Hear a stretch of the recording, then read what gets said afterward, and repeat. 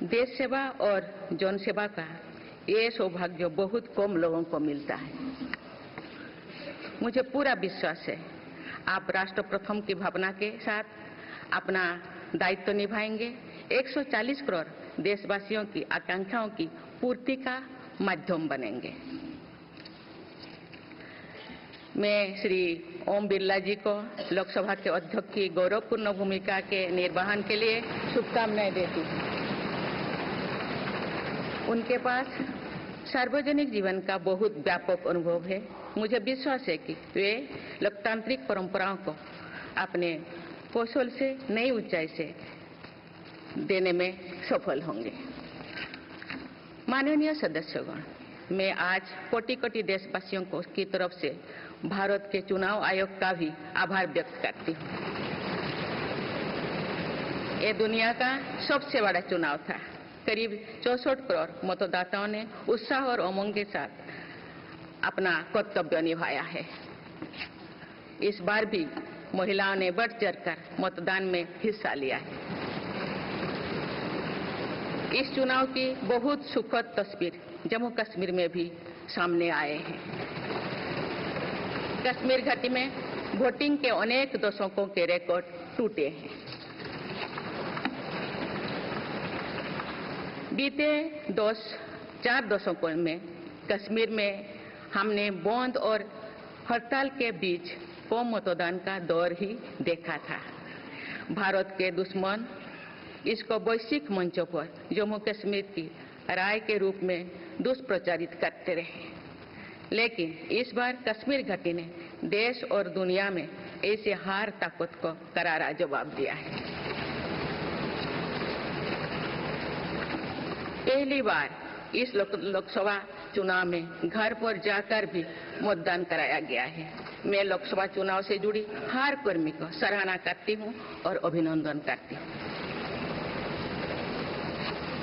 माननीय सदस्यगण, 2024 के लोकसभा चुनाव की चर्चा आज पूरी दुनिया में हो रही है। दुनिया देख रही है कि भारत के लोगों में लगातार तीसरी बार स्थिर और स्पष्ट बहुमत की सरकार बनाई है।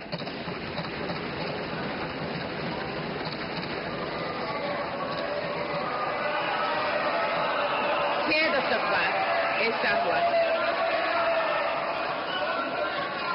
6 दशक बाद ऐसा हुआ है। ऐसा समय में जो भारत के लोगों की आकांक्षाएं सर्वोच्च स्तर पर है, लोगों ने मेरी सरकार पर लगातार तीसरी बार भरोसा जताया।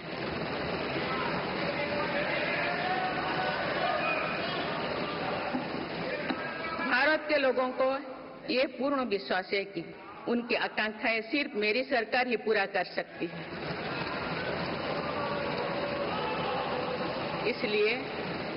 इसलिए 2024 का ये चुनाव नीति, नियत, निष्ठा और निर्णयों पर विश्वास का चुनाव रहा है। मजबूत और निर्णायक सरकार में विश्वास, सुशासन, स्थिरता और निरंतरता में विश्वास, ईमानदारी और कड़ी मेहनत में विश्वास, सुरक्षा और समृद्धि में विश्वास,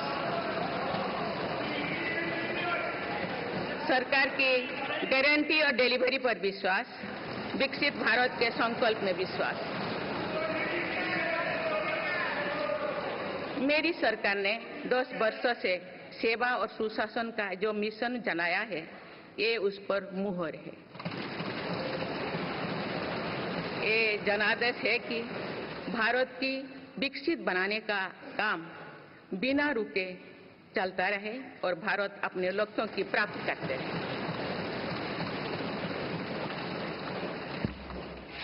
माननीय सदस्यगण, 18वीं लोकसभा कई मायनों में एक ऐतिहासिक लोकसभा है। ये लोकसभा अमृतकाल के शुरुआती वर्षों में गठित हुई है। ये लोकसभा देश के संविधान को अपनाने के 75वें वर्ष की भी साक्षी बनेगी। मुझे विश्वास है कि इस लोकसभा में जन कल्याण के फसलों का नवीन अध्याय लिखा जाएगा। आगामी सत्रों में मेरी सरकार अपने इस कार्यकाल का पहला बजट पेश करने जा रही है। ये बजट सरकार की दूरगामी नीतियों और फ्यूचरिस्टिक विजन का एक प्रभावी दस्तावेज होगा। इस बजट में बड़े आर्थिक और सामाजिक निर्णयों के साथ ही अनेक ऐतिहासिक कदम भी देखने को मिलेंगे।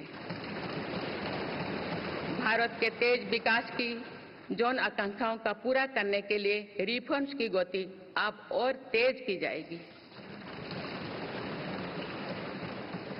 मेरी सरकार का मत है कि दुनिया भर में निवेशक